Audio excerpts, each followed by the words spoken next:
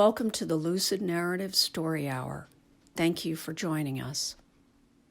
Story Hour is an inquiry into someone's individual story in a way that hopefully inspires us to see our own lives and our world from a new and expanded perspective. At this moment, all our human activity is contracted, and this is a powerful invitation to expand our thinking. We are seeing medical benefits from quarantine, yet this confinement creates economic uncertainty. Productivity is constrained, which is giving many people and our environment much-needed respite. We are all in a dance between fear and opportunity, and much is out of our control. Fear is a familiar dance partner, whether or not we are aware of it. And fear is a big subject. Scientific research increasingly suggests that fear compromises our immune systems, so now is a really good time to think about fear. Psychology teaches us that fear is a basic human response, wired into our physical nervous systems with correlating physical chemistry. Unconsciously, we fight it, run away from it, or freeze like a deer in headlights. Whatever our response, there are gifts in digging underneath to find what we are truly afraid of. Then we can face it directly and make conscious choices about how to move forward. Did I react angrily because I'm terrified I'll lose someone I dearly love? Did I just make tea in the middle of my bookkeeping because of underlying anxiety about financial survival? Control is frequently an attempt to minimize whatever is causing fear. So fear is an invitation to consider what we can and cannot control. Ultimately, we can't control everything in life. And besides, do we really want to? Great joy can come from things that are new or surprising. Opening up to life instead of closing requires a strong sense of trust in ourselves, and then it can extend to a general trust in life. Our story today is an inspiration for embracing uncertainty with self-responsibility and an open heart. Learning from fear, taking charge of what's within our control, and then stepping forward into life can give us great power to approach life fearlessly. That said, fear always exists, and facing fear is not a task we can check off a list. It's an ongoing process from which no one's immune. Our guest today is Ashley Dodge. If you're lucky enough to know Ashley, you know she's a bright and joyful presence whenever you're with her, virtually or physically. Ashley's story begins in rural Middle America. Imagine for a moment a place where there's no big city, no tall buildings. There's a lot of grass and trees, hills up and down, farm animals, crops, slow-moving rivers. Somewhere out there is a farm, and on the farm there's a trailer. There's no running water, and there's an outhouse out back. The couple that lives in the trailer has 4 children before Ashley is born. By the time Ashley comes along, the older children are 19 and 21, and they're out living on their own. Ashley appears to have been born with a strong sense of herself. She calls herself willful, and this was reinforced by her environment. She says she was unkempt and wild and never wore shoes until she had to when she went to school. She rebelled against this by wearing socks that never matched. In Mom's words, Ashley was raised by wolves. For sure, the older people in the family had plenty to worry about without overmanaging Ashley. It sounds like they were all a bit free-spirited. Mom, in particular, was a product of the 60s, and social norms likely mattered less to her than free self-expression. Ashley says her dad was difficult, and I imagine he was an unhappy, unhealthy person who created trauma for his family. Ashley watched her mom defer to him until he left the family when she was about 2 years old. It turns out that Dad's departure gave rise to incredible challenges, but for Mom and the younger children, it was also a blessing. Ashley recalls a powerful early failure.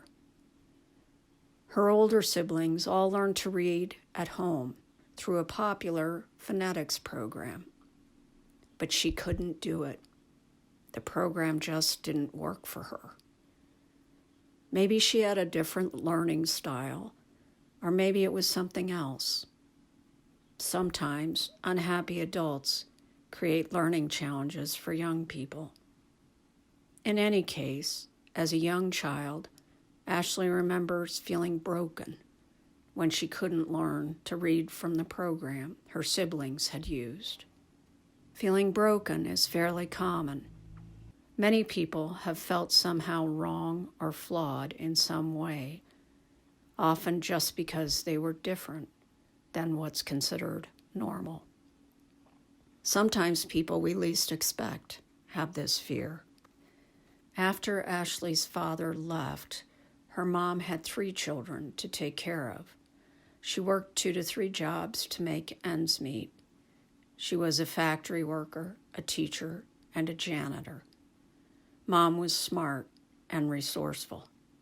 She was also determined and willing to do whatever it took to keep food on the table and a roof overhead. She didn't care much at all about appearances or external judgment.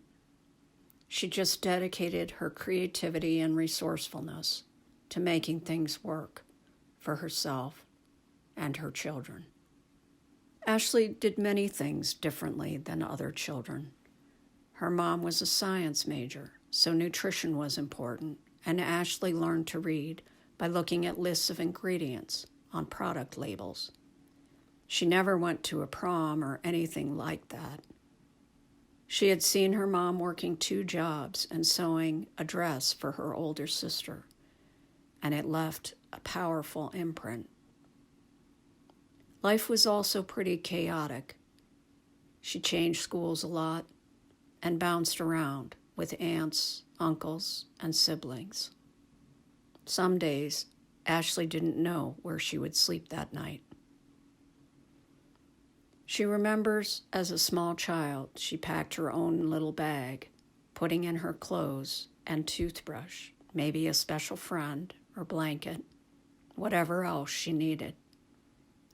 So at a young age, she learned to take responsibility for what she could control and then step into the unknown.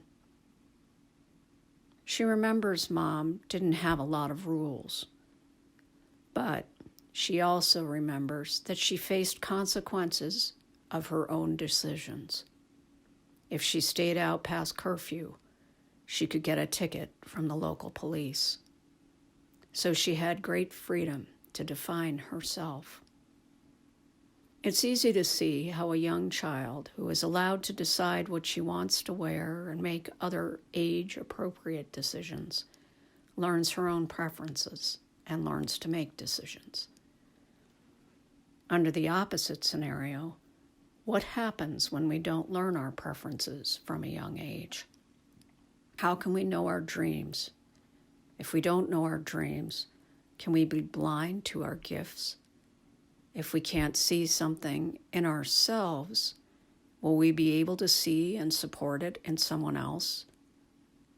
And if we don't understand ourselves in this intimate way, how could we possibly embrace life?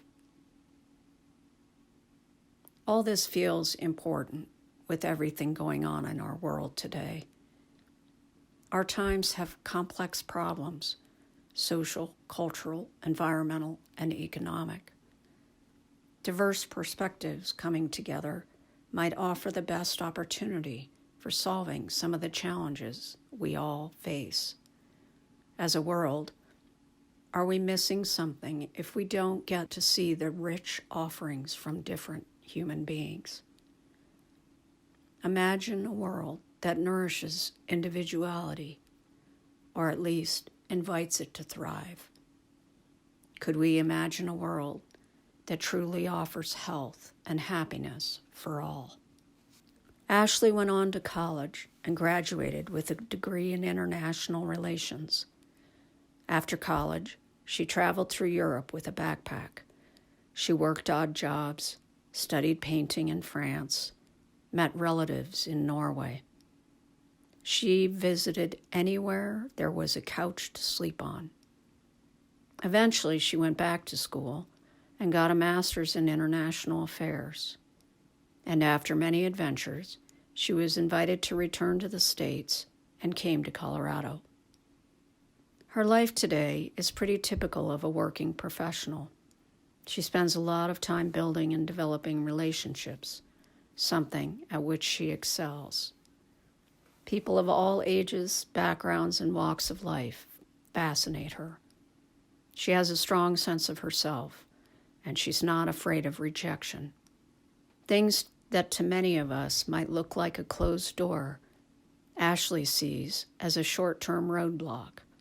She says, "Choose your next adventure in another direction." Work life for Ashley includes meetings and gatherings that bring together groups of people. She exudes quiet confidence and is comfortable when group attention is directed at her. She has clarity of intention and speaks her mind. She knows herself well, her preferences, gifts, and vulnerabilities. Ashley shared something surprising. She has high social anxiety. When she is in a group of people, she becomes increasingly edgy.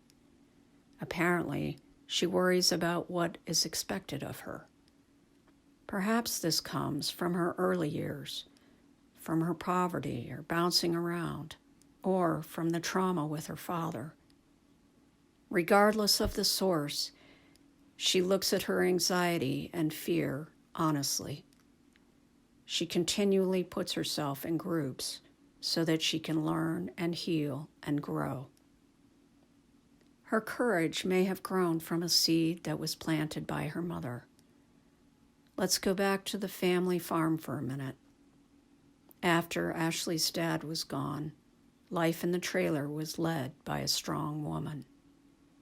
Ashley watched her mom go from deferring to her husband to making ends meet on her own. I'm sure the little family lived simply, and I'm sure there were some tough times. Above all, Mom was dedicated to helping her children believe in themselves as much as she believed in them, which was 100%. She also offered trusting, supporting, and totally reliable love. Listening to Ashley describe her mom reminds me of the Beatles song, "All You Need Is Love."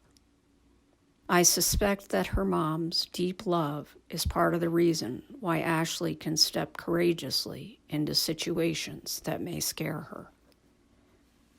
Our internal universes include many things, some of which are fears and vulnerabilities.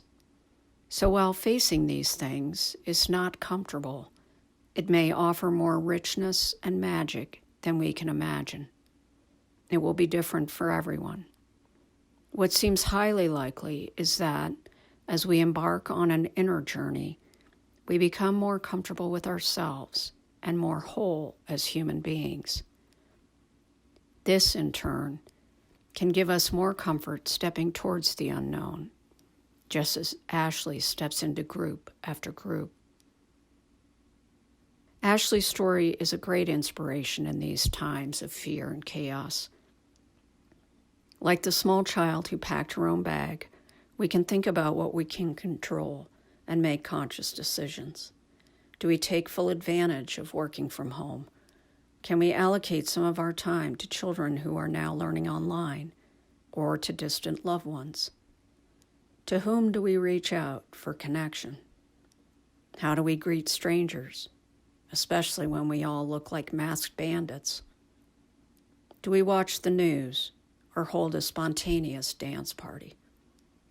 After we honor general rules of respect and safety, do we allow unimportant rules or social mores to constrain how we think of or define ourselves? Do we nurture the entire, glorious, splendid universe we are as human beings? Now that we are in a pause in our busy world, we have an opportunity to look honestly at how we embrace and empower ourselves and where we set artificial limits on ourselves and others. Finally, there's a tiny, invisible thing that has called a halt to our usual activities.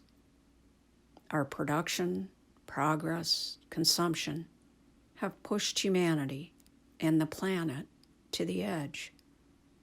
And this invisible force has stopped it all. As people and a world, we have an opportunity to breathe and reflect. So perhaps the biggest inspiration of today's story is remembering that some of the most powerful things are things we can't see. Ashley's story shows us the power of love. Thank you, Ashley, and thank you to Ashley's mom. Let's all be inspired to love a little more and remember what's really important. We're all in this together, and love makes all the difference. We can face fear from this foundation. This has been Story Hour with Lucid Narratives. Thanks for listening.